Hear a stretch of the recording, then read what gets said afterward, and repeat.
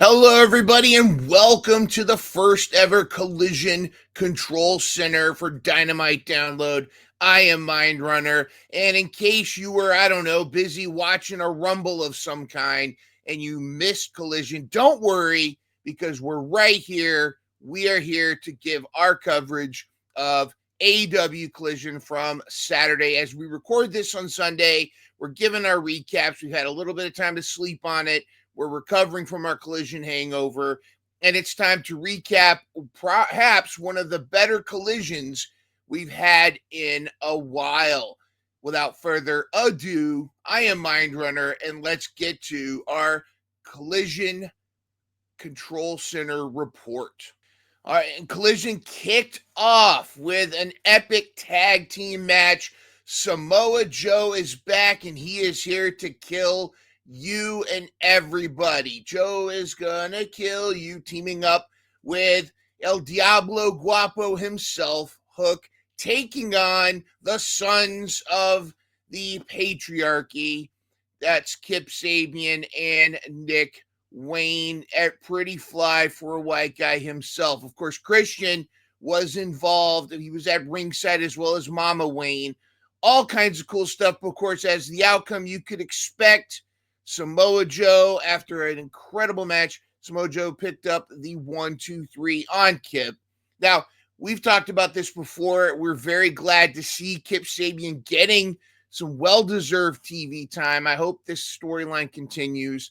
It is sad that this is somehow a little bit coming around from Luchasaurus's health conditions. I understand he's on the mend, hoping to come back.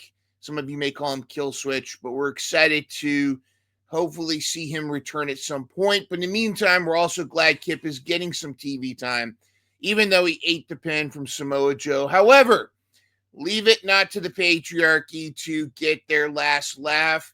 You had Christian Cage jumping into the ring. They jumped Hook and Samoa Joe. The numbers were just too much, and Christian was able to use his contract case, if you will. This is, I guess, the AEW equivalent of the Money in the Bank, and try to smash Samoa Joe's head. Don't think that is a good idea. If you're going to try something like that to Samoa Joe, you better end him, because otherwise he's coming back for you. Interesting feud. This is developing. It's a good distraction to keep Christian Cage away from looking at the title picture just yet. Interesting developments all around. We're excited to see where this goes. But again, chalk one up to Samoa Joe and Team Samoa Joe and Hook. But it's going to be, this battle is far from over. We also got some interesting words in a very, very partly shoot promo. We also got some interesting words and an interesting challenge from Cope. That's right, Adam Copeland, the former Edge, cut a promo for Jon Moxley and kind of said what a lot of us are saying. We're not entirely sure what the Death Rider's true mission is, echoing a lot of our sentiments, but he flat out put it there on the line, challenged Moxley to the title at Revolution. So it does seem like that's where we're heading with Moxley versus Cope. Could Cope be the one to open up that case and rescue the AEW title from the Death Riders? Let us know in the comments what you think. Is Cope the one, or is there someone else that we could look at? And if he does win, will Christian then turn around and get the last laugh and cash in? Something to see. All right. Also, Beast Mortos was in action against Adam Priest. I'm sorry, Adam Priest, you put up a good fight, but it didn't last long. And the Beast Mortos was able to crush poor Adam Priest. He got the 1-2-3 in quick fashion. But the celebration was interrupted by Max Caster, who quickly came out for his Max Caster Greatest Wrestler Alive challenge. Not sure where they're going with this whole breakup of the Acclaimed. Didn't seem to have much of a burn off at all. Anthony Bowens doesn't seem to be around. I'd like to see some kind of closure to this other than just we're broken up. But I do hope they push Anthony Bowens to the moon. But I'm not sure if they're essentially turning Max Caster into some kind of stooge act, because Max Caster's open challenge, be careful what you wish for, and it was the return of Roosh. Roosh came out looking like a villain from the Power Rangers, but in epic fashion. He was ready for Gladiator 2, and he was able to make short work of the greatest wrestler alive, took him down, and as to quote the man, the leader of the LFI, when you mess with the bull, you get the horns. There seemed to be a brief talking down on Beast Mortos from Roosh, but I don't know if it was more of a tough love or if they're planting seeds for dissension here. But it's good to see LFI together. Is Preston Vance going to be part of this too? Not sure. We're going to have to see. But it's great to see Roosh back. Curious to see what's going to happen with Max Caster. Is he going to be a stooge? Did he piss off somebody in the back? Has he pissed off multiple people in the back? Or is this something that's going to continue? Wait and see. But once again, it's great to see Roosh back. Great to see Beast Mortos with him. Stay tuned for more. And now, yes, finally, our girl got her first W. Harley Cameron took on Taya Valkyrie, and I'm so glad this was her opponent, because Taya Valkyrie is a very underrated veteran of the ring. This was a tremendous match. Not only did it, of course, continue to showcase how versatile Harley Cameron is, but Taya Valkyrie also got to showcase what she's about as well. It was a great moment. Of course, Snooki was watching backstage the entire time, running her Vendetta crew, but Harley was able to sneak and get the 1-2-3 with the most devastating move in all of professional wrestling, as Simon Miller knows, the surprise roll-up. She got the 1-2-3. She celebrated with Mike Posey, the referee.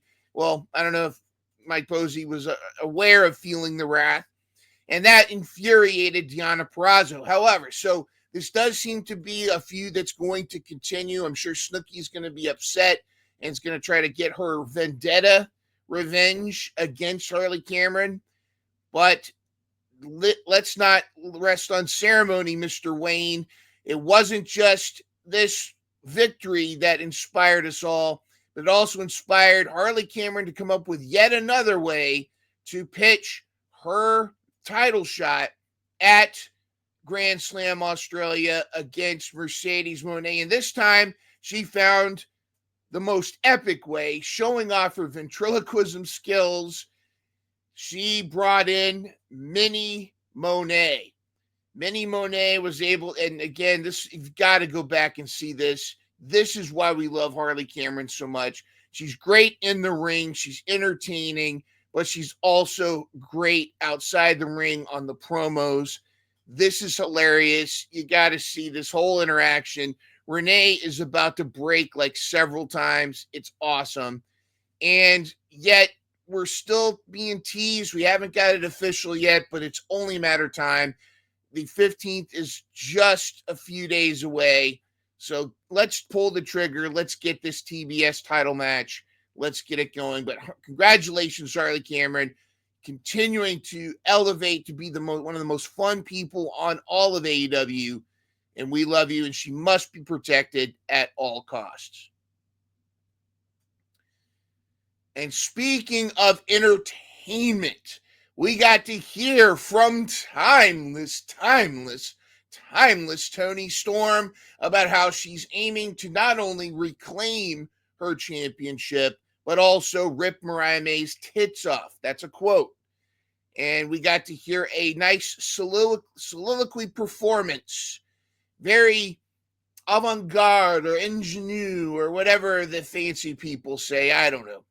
But she was able to give a full explanation of what her whole methodology was. Now, I know I've read some of the dirt sheets and the haters online, like, what was the whole point of this? Just sit back and enjoy. I mean, this was such a great moment to see her return. And again, it wasn't an amnesia gimmick. It was a performance of a lifetime.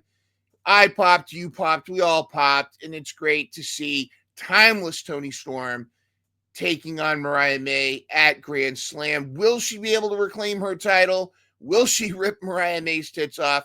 We'll have to wait and see, but definitely has upped the anticipation for this match. And then the youngest men alive were able to take on the Learning Tree, the Outrunners, Turbo Floyd, and Truth Magnum. A Learning Tree of their own accord took on Chris Jericho and Brian Keith, the Bad Apple. What an epic performance, what epic match. It was fantastic. Took me back to my childhood watching the Outrunners when they were taking on Demolition and the Hart Foundation. What a great match they had here. Of course, they had all the great spots, but it wasn't just the Outrunners that were entertaining. We also had a great spot with Chris Jericho just before getting hit with some kind of reverse suplex. He took a moment to wave to the crowd and go, "Hi, guys," before eating turnbuckle. Of course, with Big Bill at ringside, you knew he was going to get involved. He was going to spoil everything for the Outrunners, and that's what he did. Did cost the Outrunners the match. They got the 1-2, the Learning Tree got the 1-2-3, and then the Learning Tree tried to beat some learning into the, it's trying to beat some knowledge into the oldest men alive. But once again, just like he did at Ring of Honor, who should come to save the day but Bandito? Of course, watching this with Full Tilt Deb, we both had the same reaction. Bandito, please don't get concussed. Please take care of yourself. That's what I think a lot of people were really worried about, but he did not get concussed. He was able to pull off his moves, and he celebrated in the middle of the ring with the Outrunners. Great to see the Bandito back. I hope, I'm glad to give him a mulligan on this whole thing. I hope he stays healthy, and it's great to see him back. And I think it sounds like Bandito is going to be involved with a feud with the Learning Tree. Bring us more of this. And speaking of returning superheroes, we had an excellent montage of, or cinematic premonition, if you will. Was it Spider-Man? Was it an X-Man? No, it was the returning superhero. Hologram is returning at some point. Where will he show up? Will he show back up on Collision? Will he show up on Dynamite? Will he show up at Grand Slam? We will have to wait, but we are super excited for Hologram to come back. A tremendous luchador and always an action-packed match when he is involved. Who do you think Hologram should feud with first when he returns? Let us know in the comments below. And we also had the debut of the now all-elite Megan Bayne. The Megasis was in action. Her poor opponent, couldn't stop any of her offense. Megan Bayne had a decisive victory, but showing off all of the power moves that she can do. We got to see Megan Bayne, of course, at the Women's Battle Royal, where she dwarfed even Chris Statlander. What do you think is going to be next for Megan Bayne? Who would you like her to feud with? And is she going to be one to take gold from either the AEW Women's Champion or TBS Champion? Let us know in the comments below. But it definitely, if you can dwarf Statlander, you are quite the Amazonian. Speaking of Statlander, we had a nice little interaction backstage. Lexi Nair was talking to both Statlander and Willow, and it does seem like the friends are on the mend. Willow's clearly a bit reluctant to accept this after everything that they've gone through, but it does seem like they're repairing this friendship. And we are starting to see a lot of pairs of women in AEW. There's the Vendetta, there's Willow and Stat, there's A lot of women are pairing up. Could we be seeing the beginnings of building a tag team roster for the women's division? Is it too soon? Let us know in the chat. But we, of course, we here at Dynamite Download, we are demanding women's tag team titles. Give them more time and maybe even their own show. Something to think about. And then we moved on to the match that was designed for all you grapple fanatics out there. Those of you that worship at the shrine of Bryan Danielson, I'm sure this was for you sickos. This was Daniel Garcia in a triple threat match for the TNT title against the Lee Moriarty and also against the Kyle O'Reilly. Now, we'll talk about this in just a moment. Let's talk about the match first. The match itself, it is definitely for those sickos. It's one of those grapple, catch-can kind of matches. There were some great spots. There was like a triple kick that was great. There was some kind of twister thing that happened that was quite interesting. I think you can see it right there. Okay, it was exactly what you would expect from these guys. I do like that Lee Moriarty's getting a lot more TV time. I would like to see him get a little more momentum. You know, again, if you've been watching Ring of Honor, you can see him there. Daniel Garcia was great. Kyle O'Reilly was great. But of course, after the match, Daniel Garcia was able to retain. But then we had some commotion because good old Crisco Hips himself, Shane Taylor, and somehow the infantry now is involved. I believe they've joined forces in Ring of Honor. The infantry is now part of Shane Taylor Promotions. So I guess Shane Taylor's building an army. And so now we've got Shane Taylor Promotions, including the infantry, facing off against the undisputed, I guess they're Undisputed Kingdom without Bennett and Taven, which is Adam Cole, Roderick Strong, and Kyle O'Reilly. And, of course, Daniel Garcia and his two daddies, Papa Maji and Cool Hand Ange. This is setting up for another three-way, but this is going to be a three-way triple threat tag for involving all parties. It'd be kind of nice if, I don't know, there was a trios title somewhere involved in this whole thing. But I'm going to be honest with you. I'm not as much a fan of the grappling matches. I'm much more of the flippy-do luchador stuff, the exciting stuff. I get it. There's something for everybody. You know, some people don't like pineapple on pizza. Those people are called Al-Qaeda. But still, there are people out there. I will say this, though, it was a tremendous match considering I don't know what they're doing with Adam Cole's group, and I kind of missed the Kyle O'Reilly that was with the conglomeration. It just seemed like all of a sudden they're just like, okay, Kyle O'Reilly just left his group. There was no story behind the whole thing, and I don't know, Kyle's kind of gone basic again. He was very entertaining interacting with Mark Briscoe. I'd like to see that Kyle O'Reilly come back. Maybe they need some more promos like that. But anyways, spent too much time talking about this match. Let's talk about some of the more exciting matches that we had. We did have this incredible backstage interaction. First, Renee was interviewing Trevor, a.k.a. our new favorite heel, Ricochet. And Ricochet actually made some interesting points. He actually kind of dipped a little into the shoot side of things. But he talked about how everybody wanted him to come to AEW, but now that he's here, people hating on him. Okay, whatever, Trevor. But I will say this. He did a great promo, great interview with Renee, only to have Swerve himself show up. And the interaction between these two, cinema. Swerve has become one of my favorite promo guys. I've been a fan of him in the ring for some time.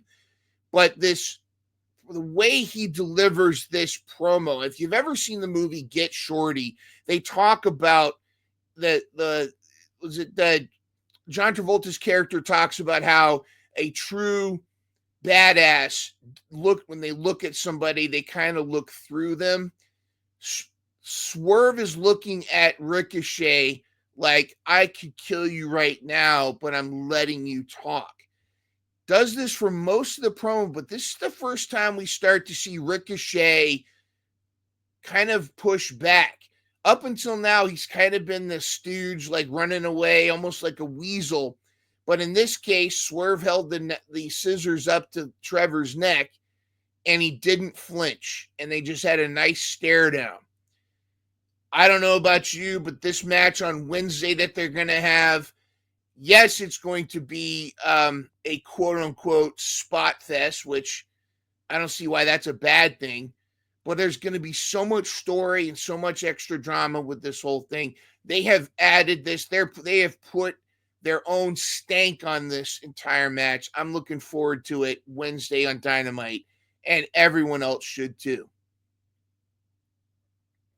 And then that brings us to the main event. It was the Death Riders, Moxley, and one of the singers from the Gorillas, Wheeler Yuta. That's right. He had his hair down like this. Feel good. That was him. But they were there to take on FTR in a Mid-South street fight. And it was every bit as brutal as you think. Moxley brought out the toolbox. I think at one point he had Dax's nose and the pliers. We had all kinds of stuff going on. But FTR, I mean, if you're gonna have a team to take on the Death Riders, it's FTR. They were just as brutal as Mox. Of course, there were thumbtacks involved. There were tables. Cash had this great spot where he literally threw Wheeler Yuta off the apron and then did a tope suicida. Cash was wilding out, incredible. But then that left Dax alone in the ring, where Marina Shafir jumped on his back. There was a table in the corner, and everybody cheered when Dax put Marina Shafir through a table. She had it coming. Everybody loved that moment. It was fantastic. Then as things continued to battle, 1, 2, 3, but then FTR was able to get the victory after all of this was said and done, celebrating in the ring. But then that's when, even with Claudio jumping everybody, that the numbers were too much. FTR was getting the beat down, but that's when reinforcements came in, not just Adam Copeland, but also Jay White. Where is the Gun Club? Where's Juice? I hope they come back soon, but for right now, I'm fine with at least Jay White being involved. They chased out the Death Riders, and they did have a moment where Moxley was stuck by himself with FTR, Jay White, and Cope in the ring. He was able to escape, but I think the tables are turning, and we're starting to see who is going to rise up and answer the call to stop these Death Riders. So there you have it. That's our Collision report and our top performers. SPD chose Dax Harwood based on his epic performance in that main event. Of course, it was a debate between Dax and Cash because both FTR members were really bringing it. My top performer is this woman that needs to be protected at all costs. Tony, throw money at her, keep her in for at least the next 5 years. Harley Cameron is the champion that is uncrowned at this point. She is such a tremendously entertaining character. We need to continue to have her featured, and I am hoping that at some point she will see gold, and I hope she at least gets this title shot against Mercedes Moné at Australia's Grand Slam. She deserves it. But congratulations, Dax Harwood and Harley Cameron for being our top performers from Collision. Now, of course, we'll have our top performers from Dynamite on our live Thursday show at 9 p.m. Eastern, 8 p.m. Central. Make sure you check us out this Thursday. Which brings us to the draft. As of this moment, the members of our Dynamite Club Gold are in the AEW draft. The results as of tonight, SPD is now in double digits with 10. I am tied with Steven with 8 and 8. Crayfish at 7. Brian and Courtney at 6. Brent at 5. And then Bobby and FTD are battling it out at the bottom with 3 points apiece. It's going to be epic to see who is going to emerge victorious. This has been perhaps one of the most, I would say, the best parity. This has been the most brutal start. No one has gotten a significant lead, not even SPD, when he's only 2 points ahead of the second place guys.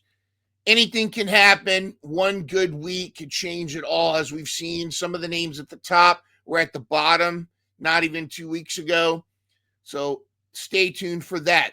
And make sure you join us this Thursday again at 9 p.m. Eastern, 8 p.m. Central for Dynamite Download, our live show. And we're going to have a special interview, surprise interview from a wrestler that is AEW adjacent. You're going to want to check this out. But until then, I am Mind Runner. We will see you next time. Have a great weekend, everybody.